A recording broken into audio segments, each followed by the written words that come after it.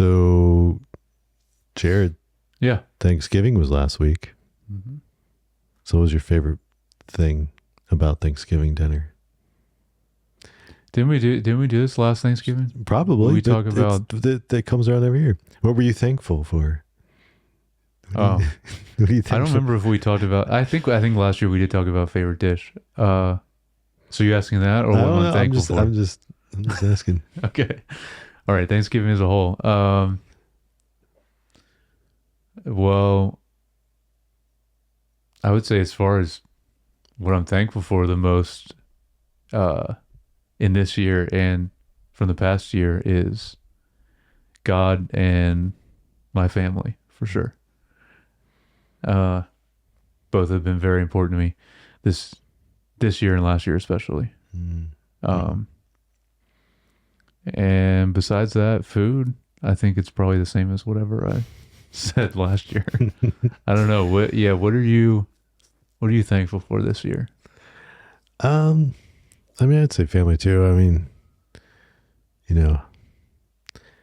seeing the family grow with having Addie get married and having a kid. You're now grandpa. Yeah. So all those things are nice things to be thankful for. Yeah, for sure. One disaster we had. Yeah. The cranberry sauce never made it out of the fridge. Oh yeah, that was like by the end of the night. Yep.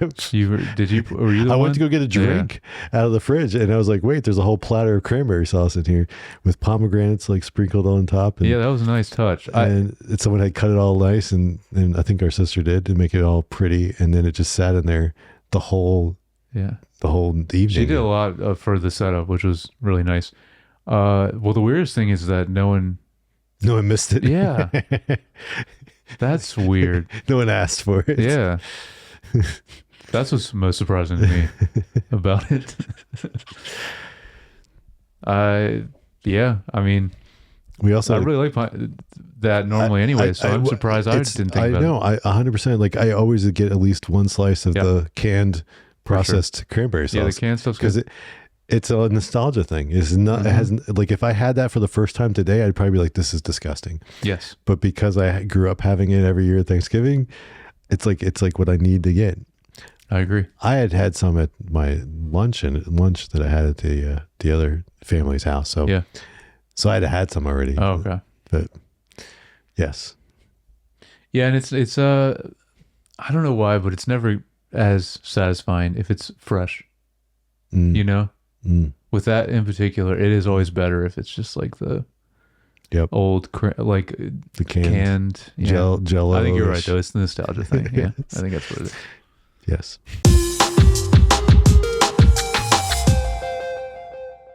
Hey, welcome back to Screen Time TV, a podcast where we discuss some of the latest streaming shows and home of the famous Based or Waste.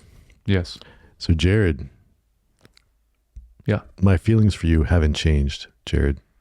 But after everything that's happened, I just need a little space. Yeah. That's my intro too. It's too good. I know. Too good. All right. So my name's Josh, and this is my co-host Jared. Hello. Yeah. I won't repeat it. Yeah, he stole it. But it is. Yeah, that is the one. As soon as I heard it, I was like, "That's got to be it." Yeah, and we heard it so many times. Yeah, that too. Yeah. All right. So, we'll discuss Pluribus episode 5 later, towards the end of the podcast, the last part of the podcast. Mm-hmm. Then we'll do Based or Waste. But first, what we've been watching. So what have you been watching, Jared? Let me see. I got 3. I also have 3. Mine are all shows. Okay. I got a show and 2 films. And so the show that'll be our crossover at least, I imagine. So Probably. We'll start with that. I guess we can, or you want to talk about something else first? Do we either start with that or end with that? Whichever one. Well, I don't know how in-depth we're going to get into it. I don't know. We can talk about that later. You can go ahead and start with one of your other shows. All right. All Her Fault on Peacock. Okay. I've heard of this. This is a miniseries, 8 episodes. Stars How many episodes? 8. 8. Okay. Stars Sarah Snook from Succession. and then Dakota Fanning, Michael Pena, Jake Lacey, Abby Elliott. So Good cast. bunch of recognizable people. Great cast. So this is Sarah Snook's character, Marissa Irving, arrives at 1800 Crescent Hollow Road to pick up her son, Milo, from a playdate. But the woman who answers the door doesn't have Milo, sparking a parent's nightmare. This show, it's based on a book. This seems like a Josh type show that you would watch. I would say the show closest to, what was the Jake Gyllenhaal show on Apple? Oh, Presumed Innocent. Oh. This is kind of, it's not. Okay, that's not what I was thinking at all. Not the same, it's not on a trial, because instead it's like trying to find a kidnapped kid. But it has a very similar flow where like at every episode they do such a good job of setting something up with a new twist, and you're like, oh, that's different. Oh, like this. Nice.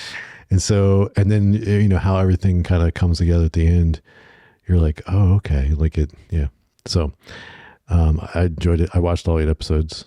Oh wow. So all right. Well, if it's more like that, I loved Presumed Innocent. Yeah. Both the film and the show was. I'd say it's awesome. not quite the level of production that is, but it's still good. It's not like bad. Like it's definitely still made well. Okay. Just what I saw about it didn't seem like that feel at all. Like I don't know what I was thinking it was, but no, but it was good. I really enjoyed it. Nice. So satisfying ending too. Yeah. All right. Yeah.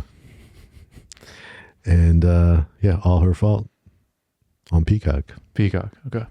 Yeah. So what you got? So I'll mention. Trying to think if I want to go with I'll talk about the movie. It's a little bit older. It's not really that. It's like, so I have a brand new movie that I will talk about also, but this one that I'm going to mention is like, I think 2 years old now. But something I've wanted to see for a while and finally watched it. So the movie's called Heretic. You remember this one? I do remember it. Yeah. I did not see it, but so this is on HBO now, and I'm glad I finally watched it. So it's 2 young religious women, I believe they're Mormon actually, are drawn into a game of cat and mouse in a house of a strange man. And the man is oh man. No, I'm blanking on his name. Hugh Grant, there we go. Who is, the role he's doing this is so good and not his anything. typical stuff. Yeah. It's crazy what he's doing. He's awesome in this. The 2 girls, the one I was not familiar with, but the other one is Sophie Thatcher, who I love. I think she's one of my favorite like young actresses right now. Like alongside like Zendaya and Sydney Sweeney and some of those other ones. She is awesome in this also. She's in Companion. Obviously she was in Yellow Jackets. It's kind of where she first got big from. So what I loved about this movie, because I thought it was really good, like actually even better than I thought it would be, is it's a really compelling thought experiment on religion and faith. And even like what he sets up in the house, like no spoilers, but what he kind of does, like, and it says in the synopsis, like he basically tests them to, test their faith and like what they believe in.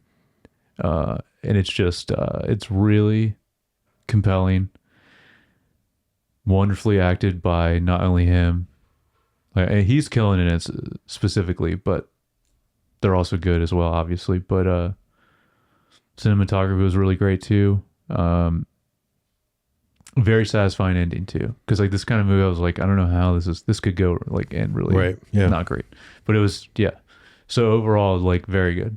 So and it's not like it kind of was marketed as a horror movie. It's not though. Okay. So like I think you would be really into it, but the religious aspect was so interesting and the way they go about it.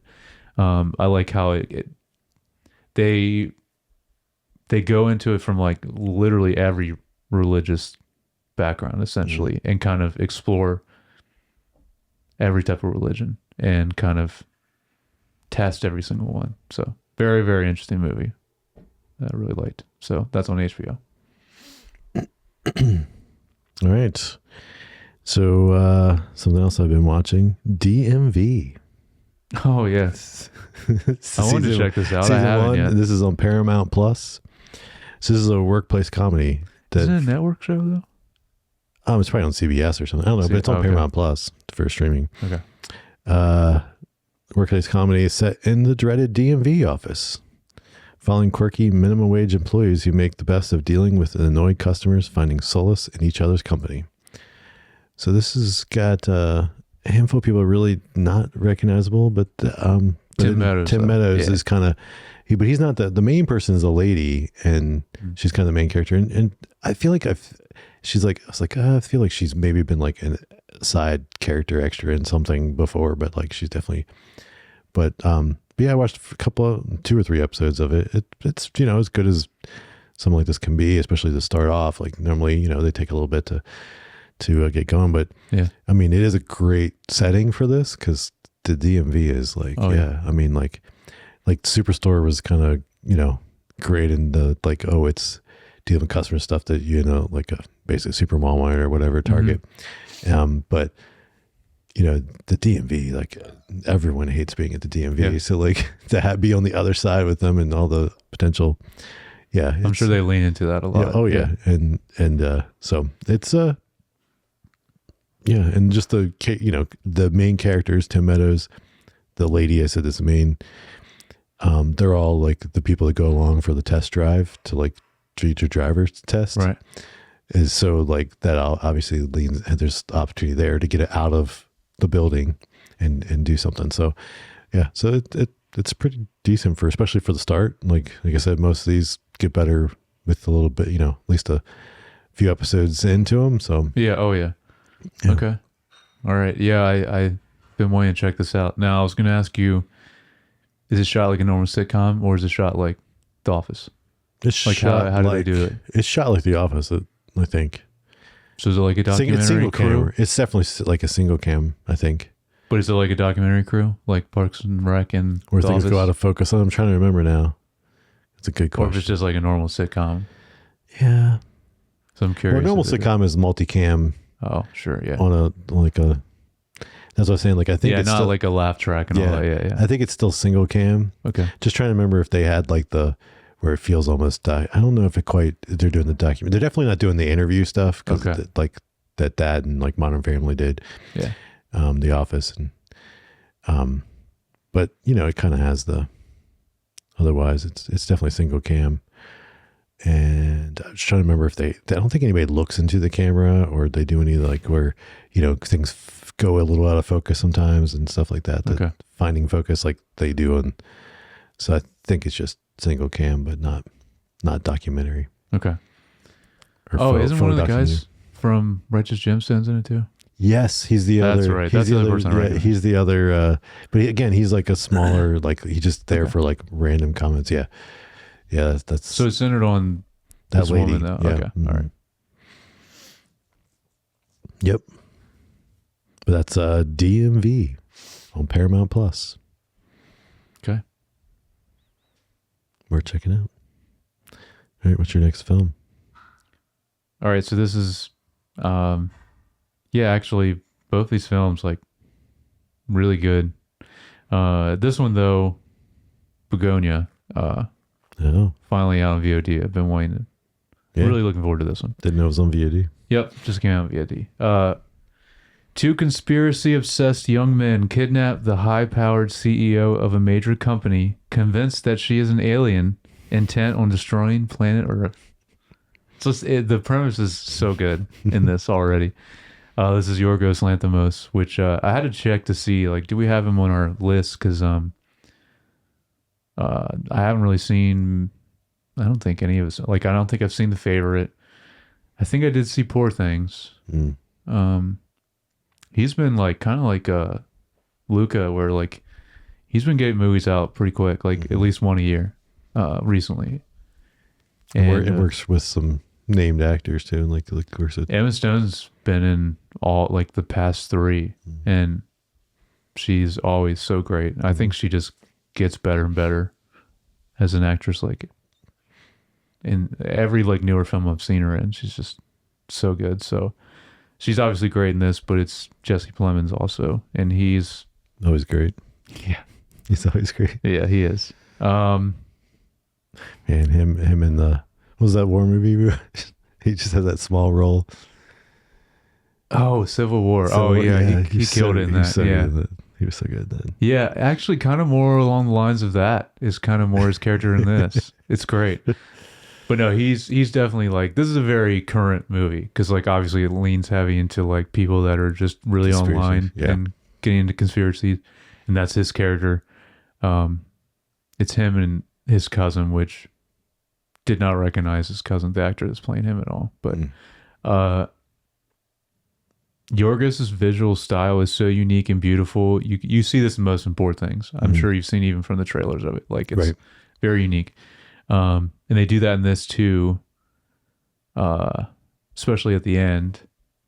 The ending of this film, no spoilers, will absolutely stick with you long after you finish the film, in my opinion, because it did for me. And it was a really, really, really interesting ending. And I was locked in the whole time. It's very compelling, very definitely my favorite of it. I have not seen many of his films, but this was awesome. And I always forget. I always just call it square. But what's the aspect ratio of like just a normal TV? 3:4. Unless it is maybe a little more, because I know sometimes they kind of, but it looks like it's just square to me, like an old TV. But 4:3, 3:4, 4 by. Yeah. Anyway, I think it's more of that. Yeah.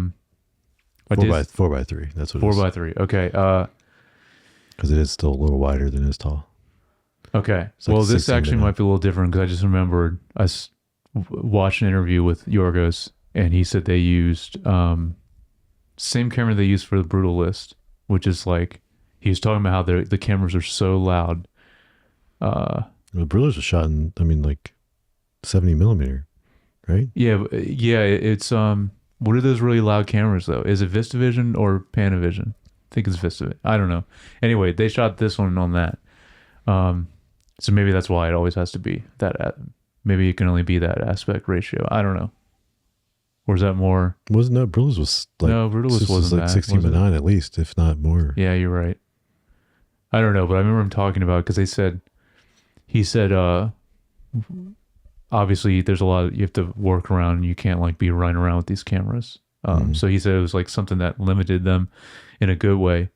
But he said an interesting thing was he said the actors felt even better with it because there was like this natural white noise because of how loud these cameras are apparently.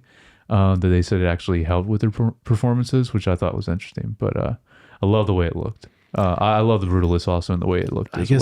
I could see that because just like the... Instead of it being like action and dead quiet. And everyone else is quiet. And because any normal environment would have environment noise. Right. So like it makes just life feel more... Because like, dinner parties, the reason you have like background music or whatever is because... or even you're out to dinner, at a restaurant, the reason they kind of... Because no one wants to be there. And it gets more lively the more full the restaurant is because, obviously because of the sound, but then it also creates a better environment for everyone to feel more comfortable talking. Yeah. So... Yeah, I could see that being. Yeah, I just thought it was really interesting, and to be like, if you're just so used to like digital where everything's so quiet anyway, right? Anymore, and then all of a sudden you have this, you're like, oh, that's actually kind of a nice. Where it used to be what everybody had all the time because they're just loud cameras. The downside, though, obviously, besides which they still do some really cool shots in this, which is surprising for like these kind of cameras, but I don't know. It's just like it just has a very cool look to it that I don't know if he's going to continue to do in like all of his films or not. I imagine this is not cheap to use that kind of camera, but anyway, Begonia, it's awesome. I was very surprised by it. Also like one of the coolest fonts, that like very unique font for Begonia, but don't know why it's called that actually though. Even after finishing the movie, don't know why it's called Begonia, but anyway, everyone should watch it. It's awesome. But yeah, it's on VOD. Cool. All right. Assuming that you have the same Yeah. last show here, Stranger Things. Yep. Yeah. So Stranger Things is back. Season 5, Volume 1. It's been over 3 years. It's crazy. Yeah. It's crazy. Did you have to think? Did you remember anything from the previous season? Kind of, but not all the details. And I mean, I did remember, stuff. I mean, what's his name? The guy that, spoilers for season 4, but the guy dies playing a guitar solo in the Upside Down. Mm-hmm. Like, I mean, playing Master of Puppets. Yeah. That was epic. But yeah, that was awesome. So there, I mean, I did remember some things, but. And then running up the hill, being played a lot. Yep. Yeah. Which I was surprised we got that again in this. Yeah, we did. I mean, it makes sense for the character. Yeah, but. yeah. But we got some other music in this one too. Well, I guess. Well, I wanted to say. So do I end up catching it? How much did you see? I only watched the first 2, but you can go ahead and talk about all of it because I've already been spoiled by this whole 4 chunk of like what happened. So yeah. So spoilers for Volume 1 of Season 5 of Stranger Things, because we'll just talk about it. But also, okay, well, so first of all, what'd you think of the general setup here for Season 5? Oh,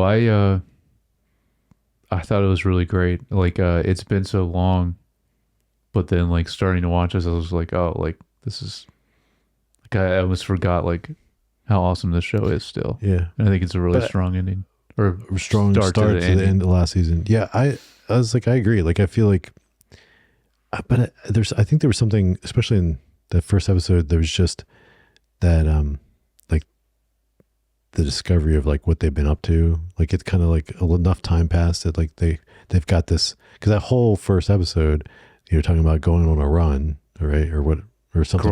Crawl, that's what they call it, crawl, and like everything that, and you like don't and know what that is, and it's, of course, all the setup for that, and of course they have this radio station now, and she's got, sends out a code, and just so like all that, like it was fun, like, and it felt and it was like not like, it was good to kind of get into it where like there's not quite the intensity. I mean, you still saw like, oh, there's the military's around everywhere now and stuff, but it still gave us like a, like, hey, but they're also been going to school, normal life, right? Mm-hmm. For at least to that point. And then of course, then we things get a little more intense pretty quickly, but yes. But yeah, I thought that was good. I thought, there's some stuff that was a little cheesy. I mean, like the training sequence with 11 was a little like, okay, really? Like, it reminded me of Ray from, I don't remember which Star Wars movie of the sequels, but it reminded me of whatever one when Ray was like training in I think it was the last of the Rise of Skywalker, which is bad, but no, I agree. Yeah, that part was kind of Star Wars, Yeah, got the R2-D2 Christmas sweater on right now. Oh yeah, yeah. You have enough for every week a different one? I probably, because I'm not going to be on all true. of them, so you have enough. Yeah, but I have a couple of different ones, so I'll rotate them through. All right. So, what do you think about the way the cast looks now? Well, so yeah, I mean, obviously, there's one that they can't get around it if they can't recast all of a sudden. But I did find interesting all the high school scenes. They definitely just cast other people that were that age, so that they all looked like they were older high schoolers. So that then, because if you stuck actual like more like 18-year-olds in there that looked younger, it would make them look so much older. Yeah, like, because all of them have to be in like their mid-20s, right? Now, I mean, how long has it been since season 1? Oh, it started a decade ago. Yeah, I'm pretty sure years. It was 2015. And they're probably so they're probably all like mid-20s, 25. So, and some of them didn't age so well. No, I mean, like you can. I mean, they cast 20-year-old people in that age range all the time for high schoolers, but they cast them at that time where so then they know they look really young, even as a 20-something-year-old. But in this case, no, that didn't work out so well. Yeah, Lucas is all jacked. Yeah. Yeah, he is. And Will still has the same bad haircut. Yeah. The bowl cut. Yeah, he almost looks to me like, I was noticing this season, he almost looks like crap, what's his name that plays Frodo? Oh, Elijah Wood. Elijah Wood. Like Yeah. he kind of looks like him. Yeah, he does. Now maybe they do in episode 3 and 4, and maybe they will later on in the season 2, or in the season, the second half of the season. But I'm wondering how much of the DH they're going to do, because obviously the season starts with the. Yeah, well, there's a Which was little cool. bit for a flashback, but they're only doing it for like I think the short flash with the. Yeah, but I'm wondering if they're going to do any more of that. I'm curious. But I thought that was a cool way to start it, because it was obviously like season 1 Will, when he first is in the Upside Down. But I guess it's just to establish that Vecna has always been there, because obviously we didn't know about him till last season. Yeah, last season is when you really learn about him, and of course then at the end you find out he was Henry and lived in that house and blah blah blah. So yeah. Also the run times. Yeah, I wanted to ask you about that too, because they're all about an hour. Yeah, the 4th episode is A little bit longer. It's an hour and a half. Oh, was it that long? Yeah. Okay. Oh yeah, But it's also the finale of part 1. Yeah, and then I'm wondering how long the rest of them are going to be, and then that finale. I know the finale said that is doesn't gonna come. be- I know it's going to be Yeah. 2 hours plus, Okay. and that's the one they're putting in theaters. Right. But yeah. So I don't know. But I mean, it's fun to be back in the universe. It is. Or the world. You see that they mentioned they're doing a Nancy Wheeler spinoff, No. like where she's just investigating other things, almost like a Nancy Drew. I mean, I'm surprised there has not been any spinoff talk at all until now. well, they've talked about it. They talked they? about it a while ago. Okay. I think at least probably at the end of season 4, 3 years ago, that they were developing other in the same universe spinoffs. And originally I think they originally were supposed to be an anthology anyway, and it wasn't supposed to carry the cast from season 1 to season 2. Oh, I didn't know that. And then they ended up, having to, because everyone loved the cast, to kind of keep. But yeah, it's I think, but all in all, it was fun. It was fun to be back in. Oh yeah, there. it is. And then I feel like they've definitely gotten better with. There's some really cooler action scenes and stuff that, and even in the 4th episode, which I know you haven't gotten that far, but, and then I know what happens though. yeah, well, then about Will finally getting some type of power. I mean, they don't really explain because it happens literally at the last second, kind of like right at the end, and then you're like, okay. He's like on par with Vecna, right? I don't know if you'd say on par. Okay. I don't know. I mean, maybe eventually could get there, Okay. but like he just has some control over, because he's part of the hive mind, Right. and which so he figured basically finally realize, instead of being the coward he's been like all 5 seasons up to this point, Yeah. he finally kind of realizes, oh, maybe I,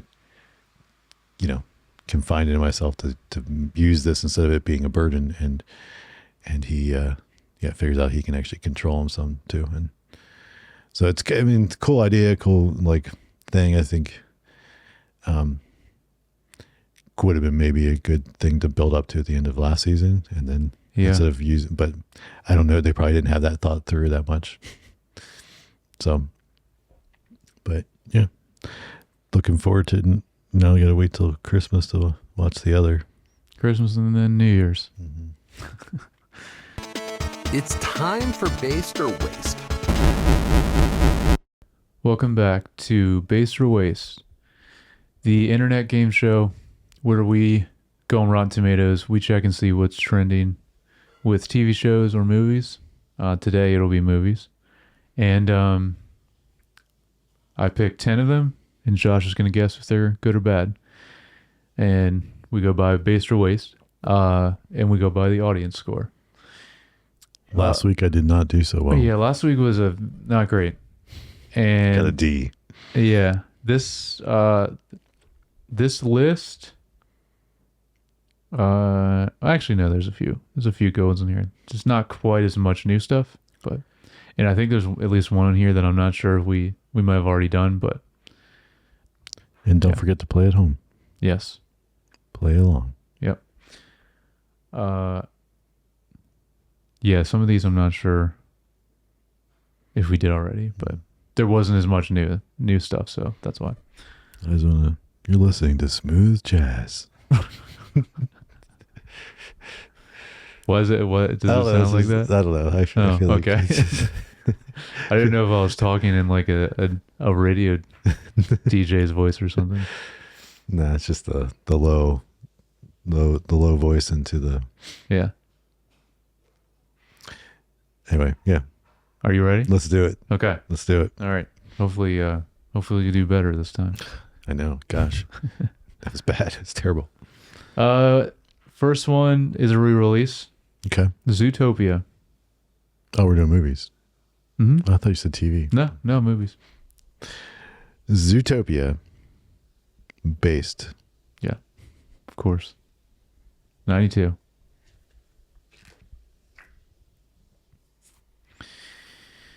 Next is Rental Family. I think this is Brendan Fraser. New film. I'm not familiar. You haven't seen this? Okay. Rental Family? Yeah, Rental Family. Uh, I don't know much else about it, but it looks interesting from the trailer. say based. Yeah, this is 96 right now, which is I don't know why it's that high. Maybe it's It's just higher than Zootopia, but maybe it's just not that many reviews in yet. I think that might be it because it's. I don't know. Lately, it's been. Rotten Tomatoes has been strange, but. Okay, this next one was the one I think we might have already done, but I can't. I don't remember. Keeper. We did. I don't remember anything. Okay. Keeper. Yeah. I don't know what This is Osgood Perkins, director of Long Legs. This is his new film. Oh, maybe we did then. Yeah, maybe we did. I don't know. But yeah, not a lot of new films. Waste. Yes, correct. Oh. 40. Wow. Oof. Yeah. It's interesting. I was just thinking about because what I feel like the second film wasn't reviewed as well. Oh no, that's right. He did The Monkey. Was the other recent one he did? And I feel like it didn't get as good reviews. Yeah, either. I think I was Waste also. And then like Long Legs got reviews, but it's still mixed. Like some people didn't really. But it's always interesting. Like I just find it like if you have one hit, then how long are they going to let you go and not with no hit? In the horror genre, you can go longer because normally the budgets are smaller and these films make money even if they don't review well. Yeah. Because really, it's just a business. It's all about making money. That's true. I really like Long Legs, and The Monkey looks awesome. I haven't watched it yet, but I want to. And Keeper looks interesting too. But all right, this one I'm sure you should know about this one. I'm assuming it's a rom-com. Regretting You. Yeah. So you know what this is? I know. I've seen like promotions and stuff. Okay. I don't know if I've actually watched the whole trailer. Or not, this seems like the new big. Yep. Is it rom-com? I don't know. It might just be a romance, not even a rom-com. But I'm going to say based. Yeah. 85. So this is interesting because the critics on this is a 28. So I only put that when it's like such a massive difference. Yep. And I don't know why. It's a big gap. I don't think I ever see critics rate anything that low. So it's just I've seen like the audience score go down that low, but yeah, I don't know. So I don't know what's about this movie. Maybe there's something controversial in it. I don't know. Have you heard anything about it? No, I just seen just enough promotions about it that I was like, oh, people must like it. Yeah. All right, now the rest of these are all the new movies coming out because we're for this last month of the year we usually get some good stuff coming out. You know, yeah, Thanksgiving, the holiday from Thanksgiving to either in theaters or like Christmas and New directly Year's, into Netflix. Or people have free time to go to the theater, so they stack it at the end. Yep. the winter. It's probably also for awards, right? Is this a good time to release? So yeah, they have more indie stuff because that way, they're more on the top of mind. Okay. Of people that might be reviewing. All right, so this first one of our new films is Hamnet. You know what this is? Kind of. I mean, I don't really know. No, I didn't see it, but I'll say based. Yeah, 88. I forget. I'm blanking on her name, but it's the girl that we just talked about. That's in Men, the Alex Garland film. I forget her name, but she is an awesome actress. She's really good in everything I've seen her in. Yeah, she was in Fargo also. But all right, then we have Eternity. This is Elizabeth Olsen and Miles Teller, I believe. Based. You don't know about this? Based. Yes, 92. No, once you said that, I was like, I remember now what it is. Looks interesting. But by the name, the title, it didn't ring a bell. Looks like The Good Place, essentially, but a movie. Yeah. Kind of has that feel. All right, we have 4 more. Okay, this is like the big one that I am at least really looking forward to. Jay Kelly.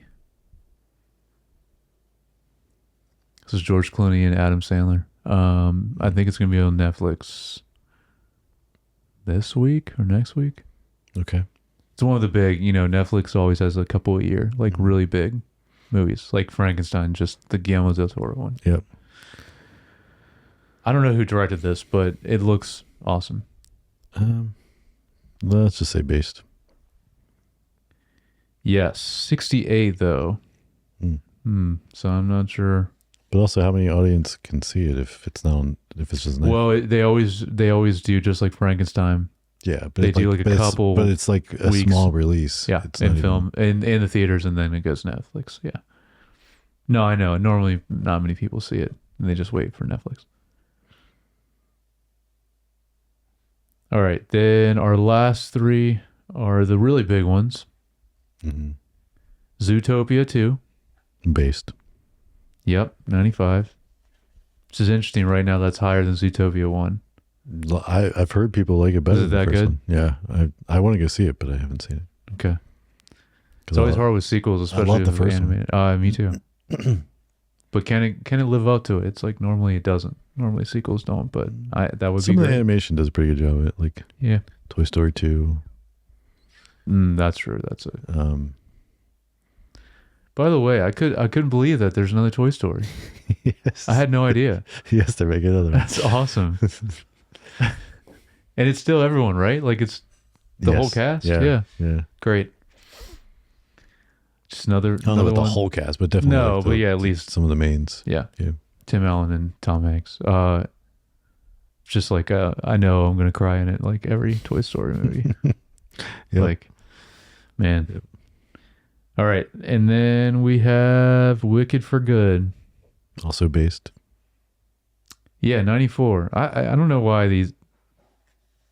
There's no way this movie's that good. People love themselves some Wicked.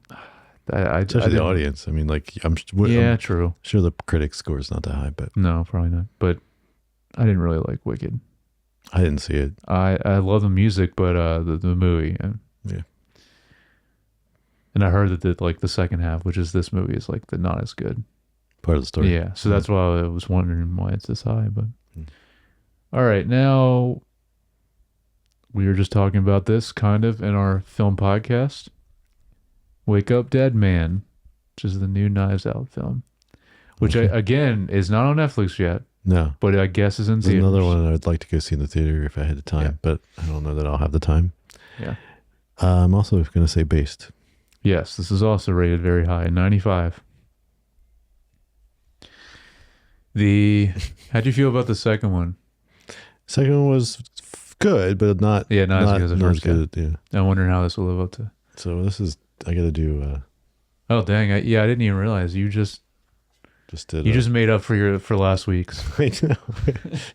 If you're just an audio listener, Josh just got a perfect. There you go. Da-da.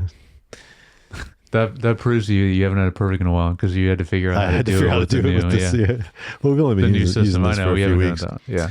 but yeah, that's very rare to get it perfect. Yeah, and I was seeing how many wastes we had. Well, we had one that was a waste. Yeah, most of our films this week Or based. were based, which makes it a little bit easier. But Yeah, that's true. That's true. I try to get a good mix, but that's not always the case, depending on what's trending. But Oh, all right, very good, Josh. You totally redeemed yourself. you would and totally redeemed yourself. Yeah. All I'm right. surprised they haven't rebooted Dumb and Dumber yet. Hopefully they Sure, won't. they're trying to. All right, well that has been Base or Waste. Tune in next week. All right, Pluribus. Yeah. Season 1, Episode 5, Got Milk? Carol doubles down on her investigation. Loneliness be damned. Meanwhile, howls in the night reveal a new source of danger. It's weird that's in the synopsis. It's like it's not like a. They make it sound like it's like a antagonist, like a new antagonist. Yeah. Like I don't know. it's just wolves or coyotes or whatever. Unless they are going to be a bigger thing, but I don't think that's. All right. Well, what's your general thoughts of this episode? Well, I only have one note for this, which What? I'll get to in a second. See, you only have one then. Yeah. I mean, I still really liked it. I just didn't have as much written down about it. But yeah, I still really liked it. And the only thing I didn't like is I didn't like how like the kind of like cheap cut to credits. Like like I don't know, it just felt like the cliffhanger. Yeah, I felt like in like a retro kind of way, but not in a good way of like how they used to do these back in the day. Okay. Because it goes to just her reacting. Yeah. I don't know. Anyway, but I feel like they've kind of done a cliffhanger on every episode. not like this though, in my opinion. Okay. But anyway, I guess I didn't think about that differently. That like it just kind of felt like, oh, it's another. What would you think of it? This episode? I thought it was a good episode. I thought, again, it reminds me of Severance, where it's like the amount of new information about what's going on is delved out or dished out in a reasonable pace here. I know the show itself, from a storytelling standpoint, is a little bit slower paced than some things nowadays, but that's just a Vince Gilligan style. But from like every episode we get new information practically is like, that's pretty moving things along, right? Like, I mean, you think about Lost or like, go back to like shows at that time and it's like, oh man, like you're getting new information like once a season, or something. Like maybe not quite that bad, but like it felt like, sometimes. So now again, granted they're filling like 20 some episodes a season, but anyway, I was just like, I feel like we're continuing to move things along and be, she's smart, as how things are playing out. So it does seem like maybe more should be revealed by now. I was just thinking of the episode count, like the amount that's left for this season. Seems like more maybe should have happened by now. Maybe not. I don't know. From a plot standpoint. Yeah. Just because we only have 3 episodes left? No. Is there 8 or 9? Oh, I think it might be 9. I think it's 9. I think it's a weird number. Yeah. Well, that means you get 4 more. Yeah. And so, yeah.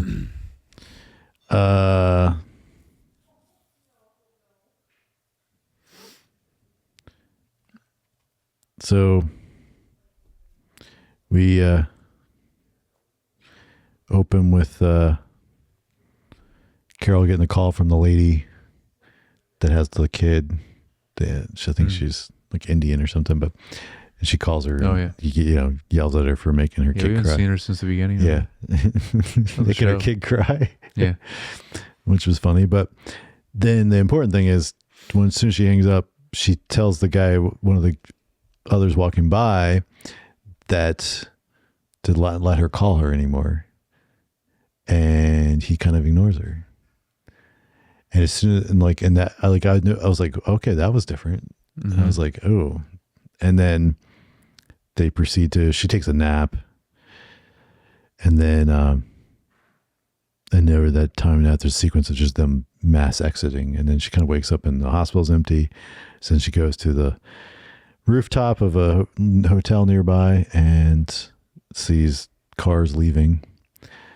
I don't know if you noticed the shot. The shot was I thought it was a little weird in the compositing. In what way? Just felt fake. Didn't feel as good. Like the pan shot from like when she was up there. Because it went it was a long pan from You mean fake like it CG? Yeah, not like a full landscape? Yeah, like green screened and Yeah. like other things. Like it was definitely felt, yeah. Not the usual quality. No, that's true. And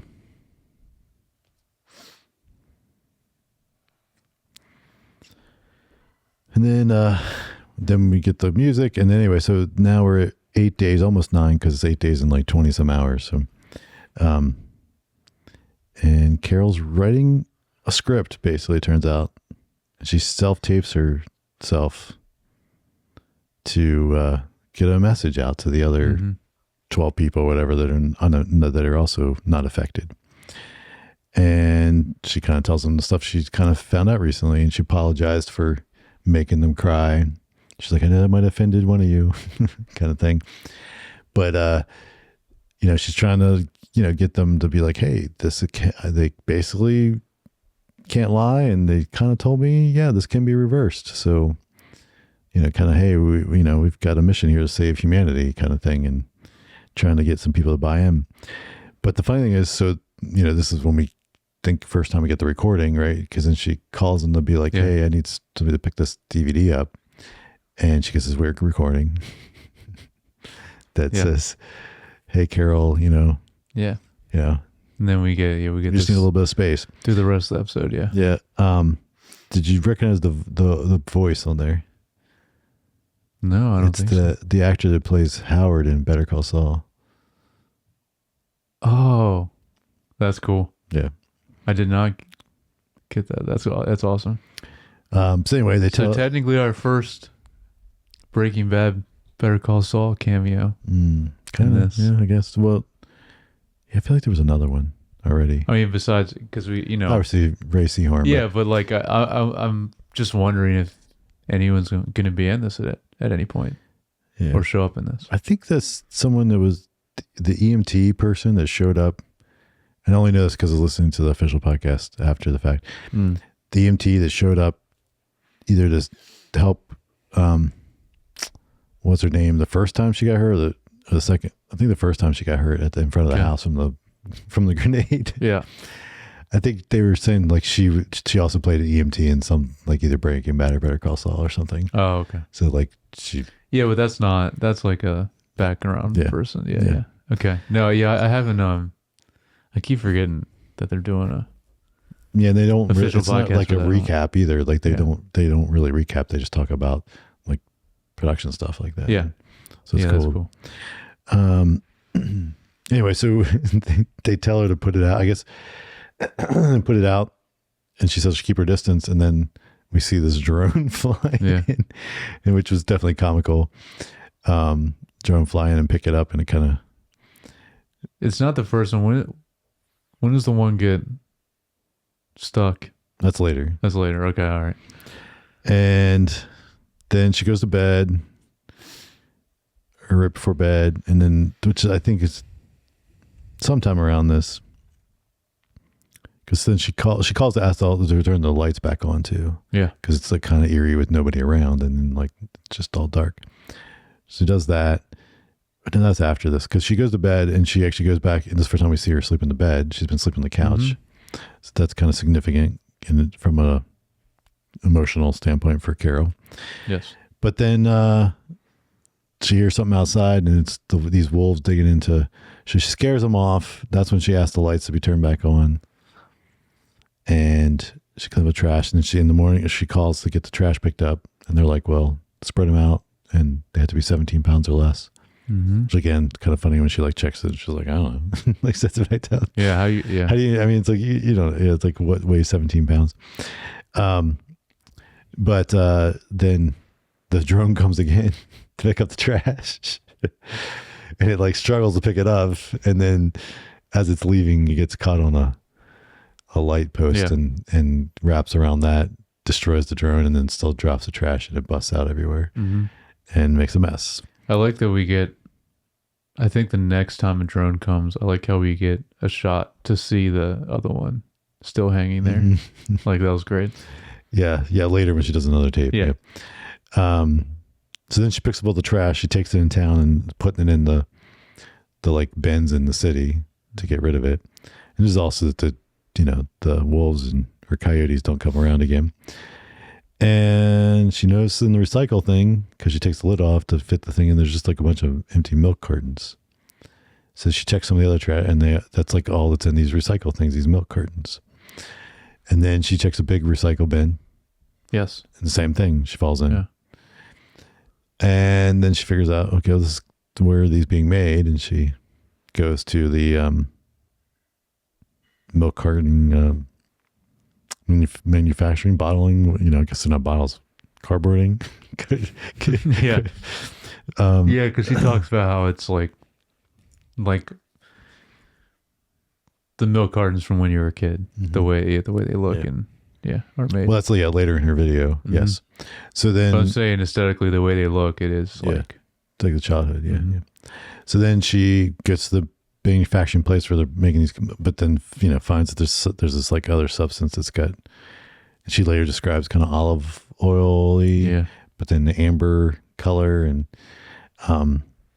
so she finds that interesting and finds in there that there's a bag of like powder that they're taking that are turning into the liquid and baking in these cartons. So she takes a bag home with her. Why are they just because it's from the outside? Like, why are they still calling it milk then?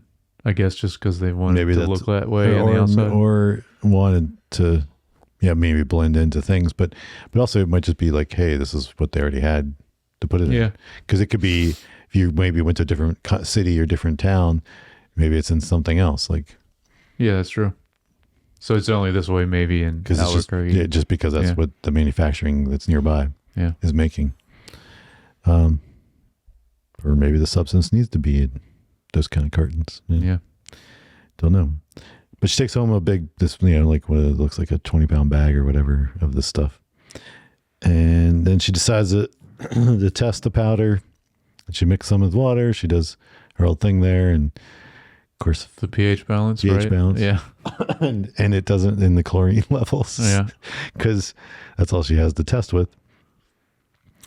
Well, it's interesting. Basically, she says it's like the same because it's essentially just like water, right? The pH, the balance of it in the she's like the levels basically of it. Nothing. Yeah, celery. And celery also. Yeah, she says celery water. But she this is where then she makes the second video because she's found this information, so she's sharing this with everyone. But then she kind of goes off a little bit at the end. But then they I guess we assume she re-records it. We don't really know because she stops and like trashes that tape and then starts again. But then that one is what she puts into the envelope again and has the drone come again. And yes, it's funny because you see it fly by and there's the one still stuck on the light post, as you mentioned. Yeah. And I was just trying to remember all the chronologically, like what happens when, because like, did you already talk about stealing the cop car for the coyotes? Oh, that was at the beginning. I missed that. Okay. Because she doesn't do that the first time she sees them. No, but she got the cop car when But she then left she- the hospital. But then like running through there, No, that hasn't happened yet. Yeah. that part hasn't. Okay. All right. But yeah, so the cop car she got when she left the hospital. Oh, that's right. She already had it. Yeah. Mm-hmm. Yeah. So So last episode. I wanted to ask you, because this is my main thing that obviously has happened in all the previous episodes too, but I think it's happened the most in this episode with Carol. And I understand the situation she's in. But especially in this episode, Carol is getting a little too demanding and irritable, especially the way she interacts with the hive mind, Mm-hmm. in my opinion. And she's starting to become a little unlikable to me Okay. in this episode. And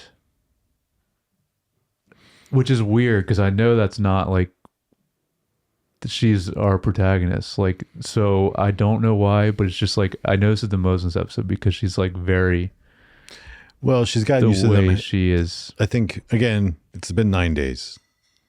Sure. So you gotta like really process 9 days of the world drastically changing. Yeah. You lost your significant other. Yeah. They died. That's a lot to process, and No, I know, but then I'm of course saying the in other this things that's happened. but I'm saying this episode, and this is after she's done something not great to them, to where like they even have reacted finally. It's And true. she's still like being very, I don't know the best word to use. Just not, I don't know. Okay. I mean, some people just have a little bit more negative outlook on life, abrasive, and I think that's. And for the situation, I understand that. And I think that's her just general. She doesn't like being around people. She's like just a little, like that's her base personality. And then in those people, how they kind of, I think this is just speculating, but like, cause we don't really know, but you see it a little bit in that flashback, but those kind of people also then, they find that balance in their spouse or their partner. Right. True. And so that person helps balance that out for you. And so No, not she only doesn't she have that. lost that person, Yeah. but and then of course she's grieving that person, and then course, all this stuff's happening. So I mean, obviously was it a choice from the director's standpoint to think all those things through and be like, hey, this is where she should be emotionally and personality wise right now, and then you're finding it a little bit of unsettling or whatever. You're not like. Well, no, I was just in this episode in particular, just like at points, this is the first time I started to feel a little bit unlikable towards her. So yeah, as the haven't- main protagonist. and I don't feel that still. Like Okay. Well, and then I mean, I'm half joking with this, but I was going to say I might start siding with the hive mind a little bit. well, Which I think. would be interesting if they actually want you to kind of Well, I think they've go done back a and good forth. job of Yeah. kind of towing that line anyway. which I think is good to do. Every episode. Yeah. Because I think that they give opportunities for you to feel sympathetic towards the hive mind, even though at the baseline you should be rooting for Carol, right? Yeah. Like we should be rooting for Carol because society, for all mankind, right? Save humanity, but then I mean, like I said, like it's been 9 days since she's lost her spouse. Yeah. The whole world has changed. Like, I mean, not just, you don't have any people around and that are normal. Yeah. It's a big thing to deal with. And then, like I said, she's been sleeping on the couch because even that, like, it's too much to go back to the bedroom now. Mm-hmm. Now she does this. So anyway, we're in the next night and she's back at the house and the wolves show up again. And this time they start digging at the grave because they're looking for food. And well, Helen has not decomposed that much because it's only been a little over a week. So there's still a lot of meat on the bones. So of course she gets upset. She's trying to chase him off. She tries to get for the shotgun from the cop car. She can't figure out how to get it out. So then she just drives the car around. That's right. I forgot she couldn't get the. She busts That's through what the she fence. tried first, is to get the. She busted gun the out. fence in the backyard and scared him off and parked above it. to stop him, and then she just let it run all night, and she slept in the cop car. Yeah. Couple notes here. Well, when she wakes up, she realizes that that there was just a little safety thing, but like, you know, in the dark and in the panic, she couldn't find it, but in the daylight, how to release the gun, which is noted. Now she has a gun, like even if she couldn't use it for this. That is funny. When she, in the morning, when she realizes what she had to do to get the gun out, that was good. Yeah. But also, it's, you know, it's good. Again, she's reacting emotionally a lot. Oh yeah. In this, and again, understandably, Very understandably. Yeah. everything she's gone through and dealing with, but she's acting emotionally first. And so then, you know, I think it's the things that, you know, if maybe she could dial her emotions back a little bit more and control, she might be able to observe more and not be blinded by the emotions. Anyway, but then she decides, hey, I can't just leave this parked here. So then we get a nice sequence of her getting some pavers and kind of making a little makeshift patio paver thing over Helen's previous, or her, where she's buried. And then she paints a nice little, this is cool, kind of gravestone type of thing and to put there. It's also really nice. Really cool framing of the shot too, where they show it. You only see it like kind of far away, and next to her face, what actually she painted on the yeah. Then she's sitting down to looks like record another video, and she knocks off the bag, this big bag that she had been using and notices there's a barcode on it. Yeah, she gets the idea of like, oh, maybe I can go scan it and see what it is. So she takes it to the Sprout grocery store, which is, one we saw previously. The one that they restocked. Yeah, restocked. Put it back to normal. And of course it doesn't scan. Yeah. So then she starts looking around to try to find similar bags. I would say this is the thing that's a little weird and far-fetched. Like why would a different bag than... Oh, like it's like is that address where the people are making the bags? Like it was kind of a weird. No, I agree. It is. But she did find a similar looking bag, and then she. But it is the only lead you have really to go. I guess it's like, yeah, you would see that and be like, okay, well, let me check it out, and it could become nothing, but like in this case, it's not. But like, also, what else are you gonna do? Like you might as well. That's true. In this. I was just like, oh, really? We find it is, just because it's a matching bag, that's where the place is. Right. But anyway, it's some dog food or something, I think. Yes. And then she goes to the address of that, where that's manufactured. Yeah. And she finds a big freezer door. Yeah. Goes in said big freezer door. And what's inside? Well, it looks like a bunch of frozen fruits and vegetables, different food things that, which makes sense. And then she keeps looking around, and then we get the shot you were talking about that you didn't care for. You felt it was a little too much. Just as her face lifting something and being like, horrified or surprised. One of the seems more just shocked. Yeah, I don't know. But of like seeing what's under one of the tarps, and that's where we end. Yeah.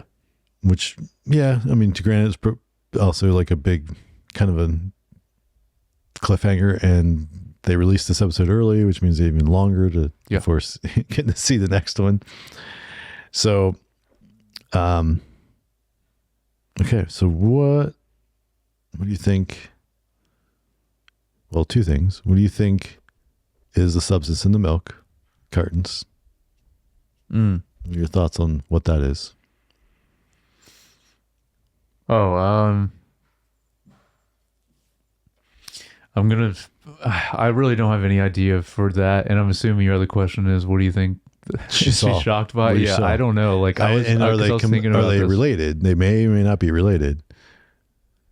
Oh, like they're. Because she went there trying to figure out, okay, what are they putting? Where are they making this powdery substance that's going in this bag? That's what she was trying to find.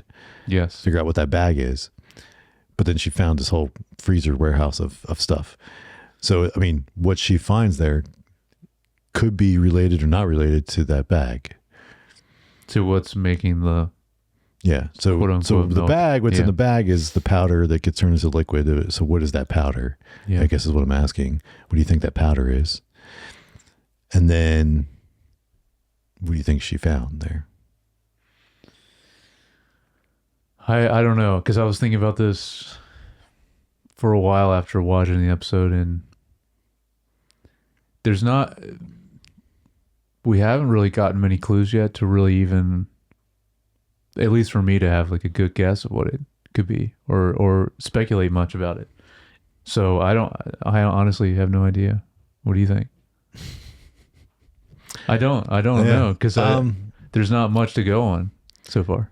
And that's what I mean is what, like, for the amount of episodes that are left, it seems like we should have a little more at this point. Interesting. At least to me, it seems like maybe, because we have 4 more. But doesn't make me enjoy the show any less. Like, I still really like the show. So, I mean, one idea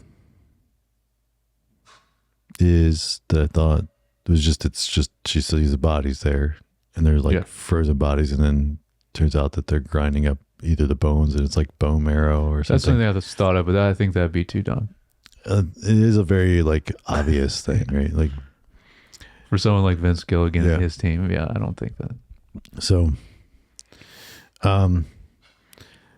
But the otherwise, like, you know, unless it's some kind of weird alien something, right? Because this is an alien virus that they create. Oh, that would be cool if we saw our first like actual alien something. Yeah, something else that's Yeah. non-Earth, non-human, Yeah. something. Or our first, I guess you could say, quote unquote, sci-fi Yeah. thing. I was just thinking, it's like Peacemaker season 1 where it's the giant like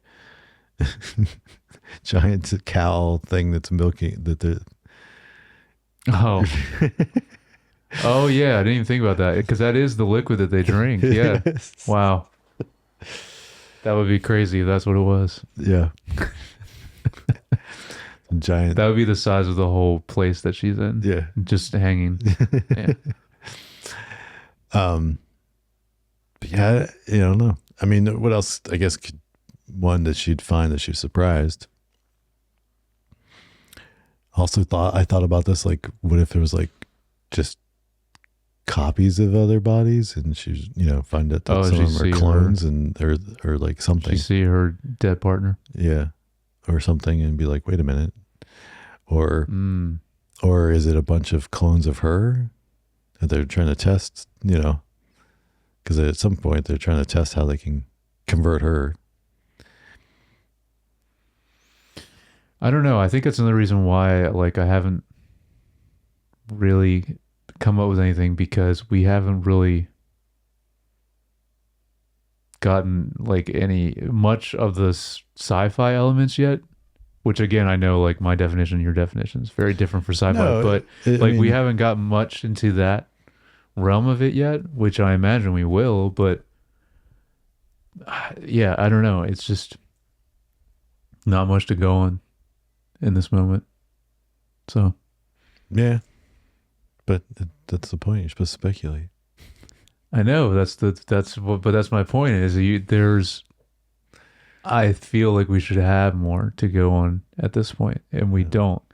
And again, if it was someone else making this show, I think I would be frustrated, but I have no issues at all with the show because I trust Vince Gilligan and his team so much that like I have 100% faith in however the pacing they want to do with this show. Yeah. Like, so I have no worries at all. Like literally he has a perfect track record in my opinion. So I'm just like, this show so far, I'm just going on the ride. Just cause I know we're in good hands with him. Yeah. Well, I mean, one of the things we kind of didn't really touch on as much earlier, but the fact that they seem to have the option to ignore her, like, right? Like us up to before the end of last episode / begin this episode, they were just like waiting hand and foot on Carol, and then now Yeah. they're kind of like That is a big keeping thing. their distance, and they kind of ignored her when she didn't even respond to her when she was asking, even just like, don't let her call me anymore or whatever. So That aspect is an interesting human part of them. Still, so the question is like, is it self-preservation? Like, do they know that like she's causing too much damage to them and killing too many of them every time she creates emotional spikes, right? Like, because before she made them like convulse when she got too angry. Then this time she made them cry. Oh, right. It's a different response, yeah. And then, of course, so I don't know, but this one seemed way more severe, though. Yeah, because them, or like obviously because of the way they're responding. But or is it just like this was the last strike? Like they were like 3 strikes, you're out. We're gonna. I didn't. I mean, that could be the case, but I didn't think of it that way. She made them go convulsing twice. Yeah, I don't think they even score. I never thought of it that way. No, but I mean, like it's been 3 times. We maybe need to like keep our distance from her for survival, because otherwise she's gonna keep killing people off. Yeah. And they do try to preserve life, right? Like it's their, so like, when does it become like, well, for the greater good, we need to keep our distance. But right, that is a core thing with them, is that they don't operate in a negative way at all. They don't with anything. They also don't operate individually. Yeah, everything's for. But everything is like in a positive way. Is like their main thing in general with everything they do in their actions. Yeah. But then what if what she found on the tarp was like a bunch of dead animals or things, and then like, what if it's just she's surprised because it's reveals some new aspect about them that she thought wasn't possible? Are you saying animals because they've been preserving animals this whole time, right? They don't want to kill them. Remember that they were like, they didn't want to kill them unless, I guess, if someone asked for it. Oh, that's right, for food, yeah. Mm-hmm. If someone requested it for food, yeah. So I don't know. I don't think that'd be that shocking of a reveal, though. Okay, it's got to be something bigger than that. I don't know. I don't have any. I don't have anything to give you. Okay. Well, how about you guys? What are your theories? Write in, let us know. What's your thoughts and theories about Pluribus, and specifically episode 5? I mean, you can give us in general, but we'll have someone on that probably will have a lot more knowledge about this show than we do. I don't know about knowledge, but have like ideas. Yeah. Yeah. Oh, I just mean someone that has seen it a lot more than us, but. We might have a guest next week. Yeah. But yeah, so write us in or send us a message. You can email us at feedback@screentimepod.com, or, leave a comment on the YouTube channel or the video, and then, or send us a DM. And if you don't already, please like and subscribe on Apple Podcasts, Spotify, and YouTube. And we appreciate all that do. Mm-hmm. And, if you want, you can follow us on the social media accounts, Screen Time Pod, Facebook, Instagram, and TikTok. And you can follow each of us on Instagram. I'm at Jay Youngbar. And I'm at Jared Youngbar. All right. We will move heaven and earth to make you happy. Until next time. Oh, it was good.